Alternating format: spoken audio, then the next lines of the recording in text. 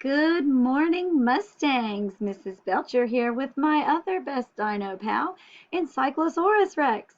Today is Friday, October the 2nd. I know why you're here, 'cause it's STEM Fun Friday. Yeah, you want to check out what we're making this week, huh? Oh, just wait. It's exciting. So we have one birthday today.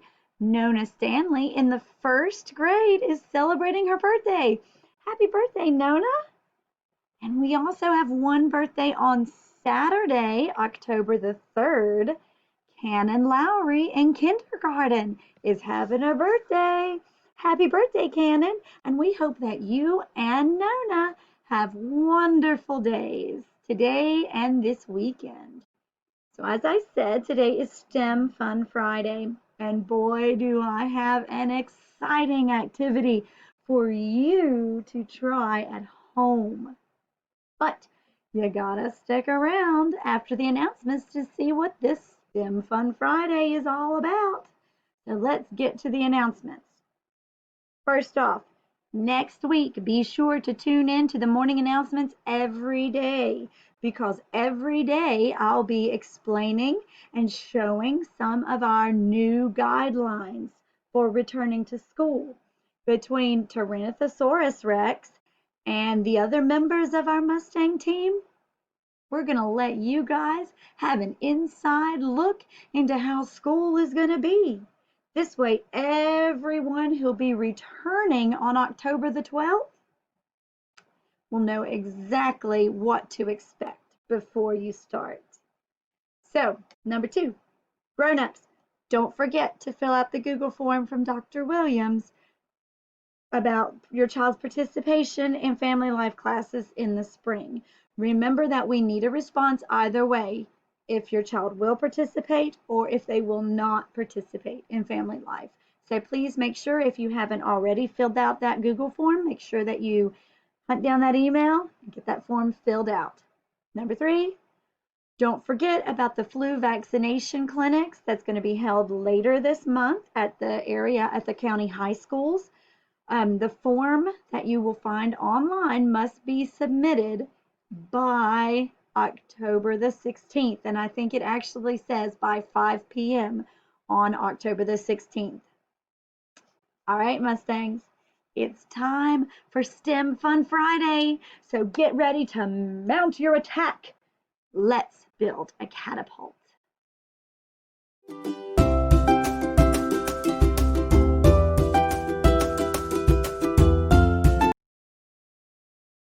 Welcome to STEM Fun Friday, and boy, do we have an exciting activity for you to do today.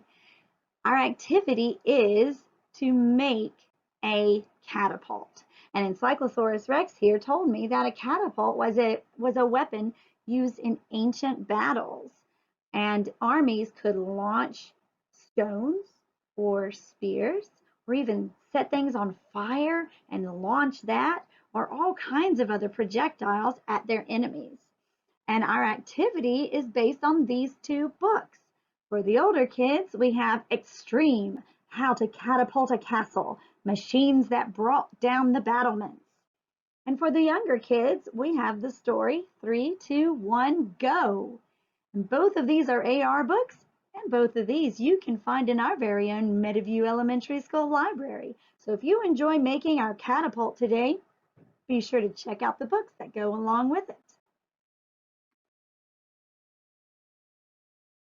How do you make a catapult? Well, you're going to need 10 jumbo popsicle sticks, some rubber bands, firing power, that would be things like marshmallows or fuzzy pom-pom balls or pencil cap erasers, maybe little balls of Play-Doh or cotton balls, anything that you can launch. A bottle cap and sticky dots, or another strong adhesive. Adhesive is like a glue, but it's got to be strong. Step 1, cut out the notches. This slide has a grown-up alert on it. because you might need a grown-up's help for this step. Use a pair of scissors to make 2 V-shaped notches on either side of 2 jumbo popsicle sticks in the same place on both sticks. You see in the picture what those little notches look like. And then set it aside. Please make sure that you let a grown-up help you with this step. We don't want you to get cut. Step 2, stack them up. Take the 8 other popsicle sticks. Remember, you had 10 and you cut notches in 2 of them. So that's 10. Take away 2. You have 8 popsicle sticks left. So you're going to take those other 8 sticks and stack them on top of each other and hold them together with rubber bands. You can see where the arrows are pointing to show you what that looks like. Then you're going to take one of the popsicle sticks that you cut the little notches out of, and you're going to slide it through the stack under the very top stick and makes like a plus sign right there. Next step, you're going to take that stack, you're going to flip it over. So now the notch stick that you just pushed through is going to be sitting close to the bottom. You're going to lay the second notched stick on top of the stack, and you're going to secure those 2 sticks with the notches together with a rubber band, like you can see right here in the picture. And the notches help keep the rubber bands in place. Oh, it's almost time. Next, you're going to use sticky dots or another adhesive to attach a bottle cap to the popsicle stick. And then it is time to fire away.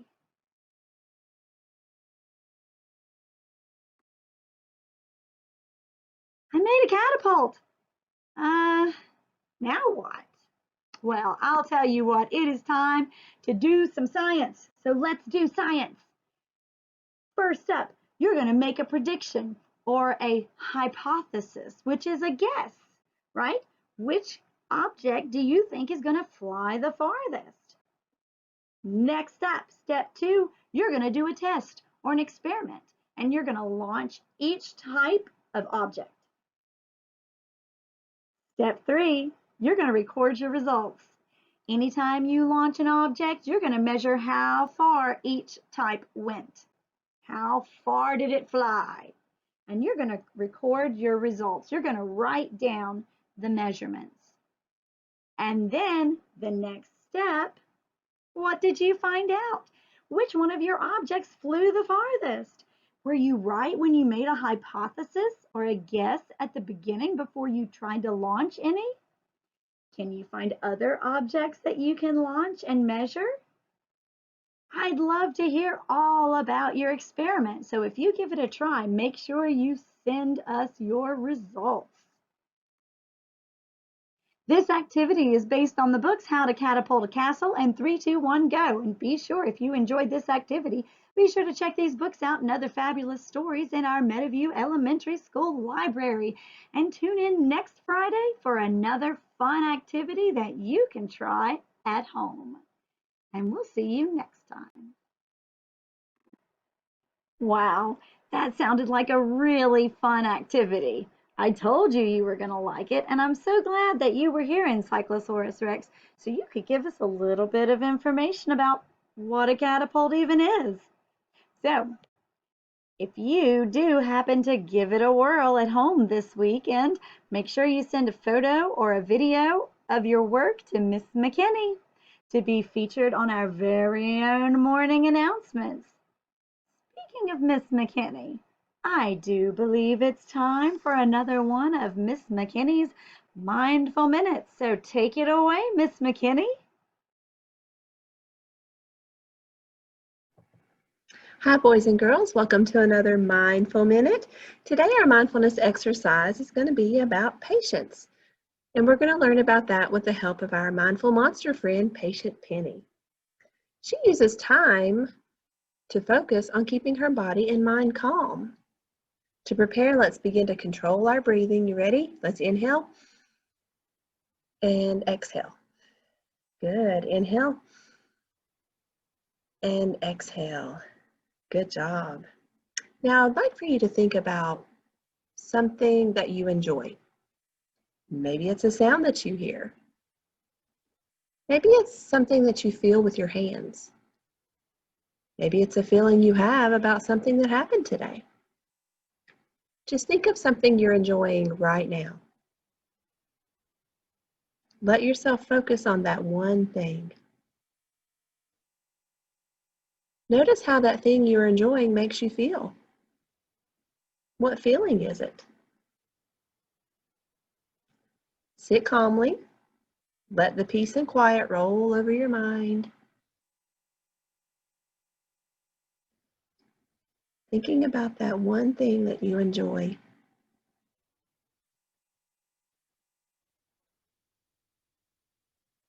Now breathe in deeply and let it out slowly through your mouth. Breathe in deeply. Let it out slowly through your mouth. Good. So what was it like to just sit and wait?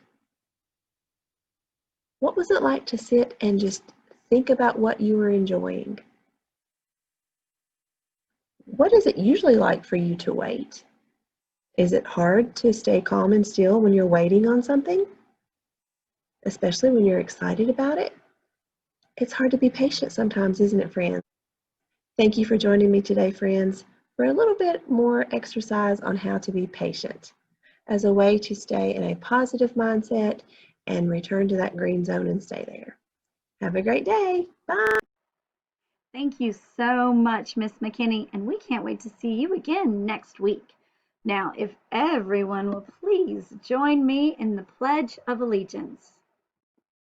I pledge allegiance to the flag of the United States of America and to the republic for which it stands, one nation, under God, indivisible, with liberty and justice for all.